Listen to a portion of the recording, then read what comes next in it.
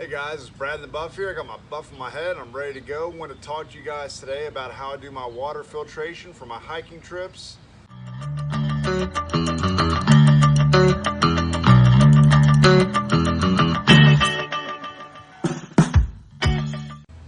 Water is one of the most important, by far, shouldn't even need to be said, aspect of your backpacking trip. Water is one of the heaviest things you're going to carry. It's one of the largest variables you're going to have to deal with on a trip. How to resupply, setting it up along the trail is all going to dictate your backpacking experience. There's a lot of great water filtration systems out there. Along with the system I'm going to show you, I also have a hand pump where you just put basically a bobber in the water, you're going to pump, and water comes out filtered on one end. I've had it for years.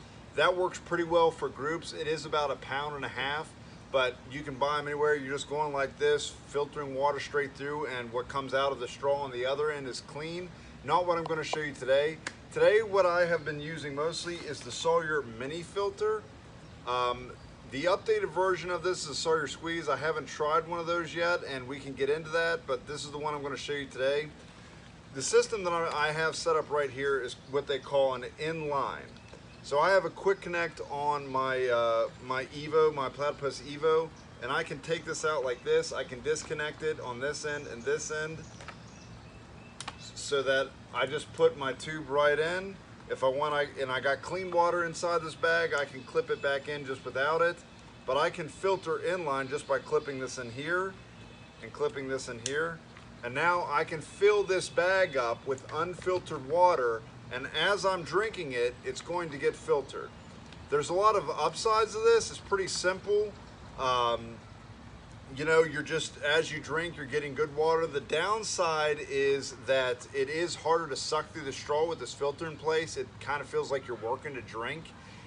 It does de-incentivize you from drinking water, which, as you can imagine, as you're hiking, you do not want to be de-incentivized from drinking water. If it's difficult, you want to make it easy as possible. Also, for cooking, for filling pots and stuff, you can lift it higher and try to get a little bit of gravity going on to get the water to come down through the filter, but it still takes a long time. What I did on my last trip is I took this out and I took this bottom piece off and I just screwed it directly into a bottle just like this.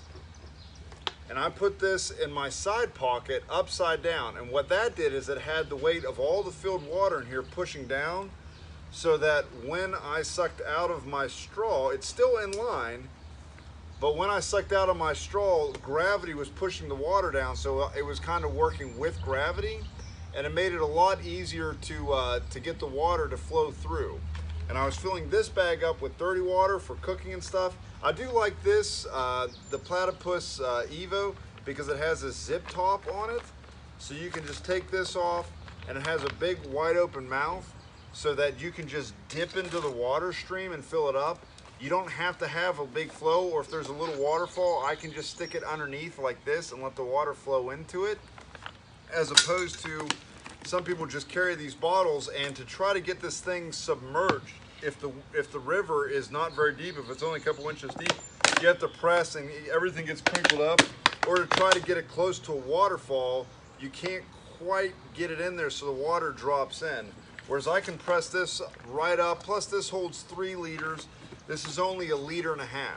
So that's an inline filter. A lot of people use the Cnoc Vecto.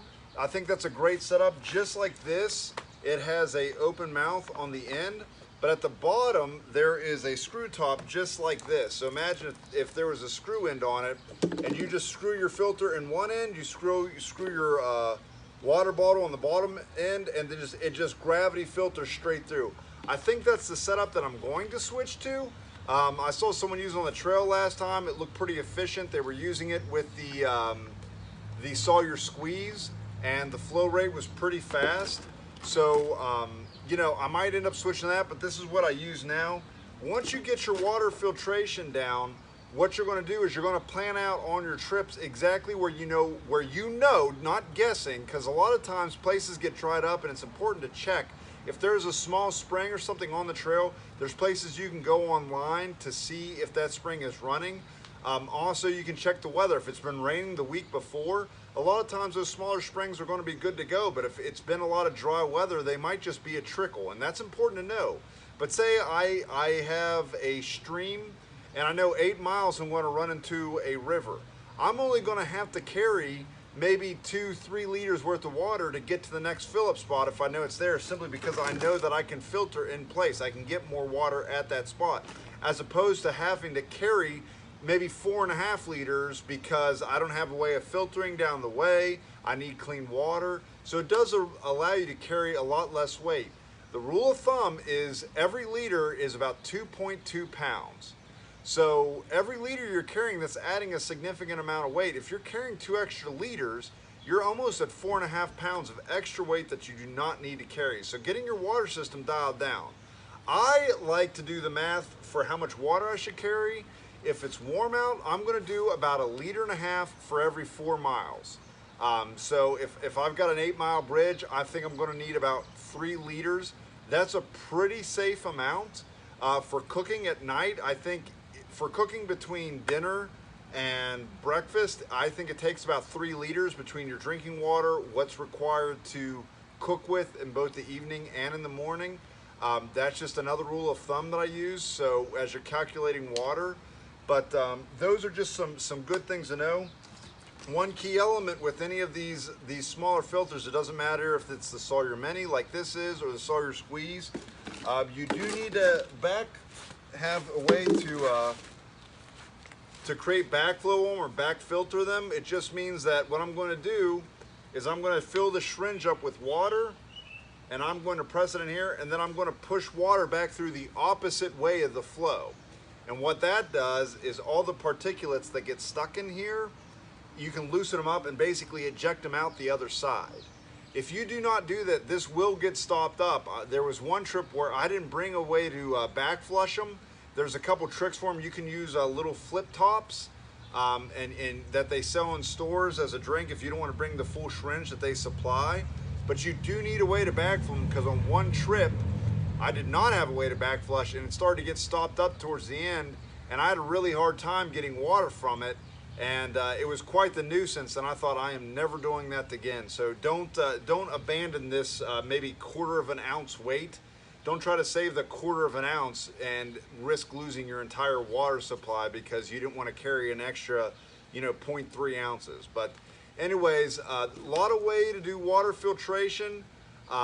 I would recommend a inline with a little bit of gravity behind it like this, as opposed to inline where you're just sucking, pulling the water up and over, because it's harder to do.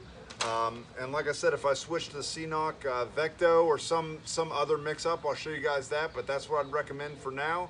Get your water supply down. It's very important, and it really helps you lighten your load and make sure you have a great trip. So see you guys next time. Hey guys, if you like the video you just saw, please subscribe, click the bell so you can get alerted for any new videos that I may do, and check the links below for any information I described in the video. I'll try to put as much there as possible. Thanks for watching.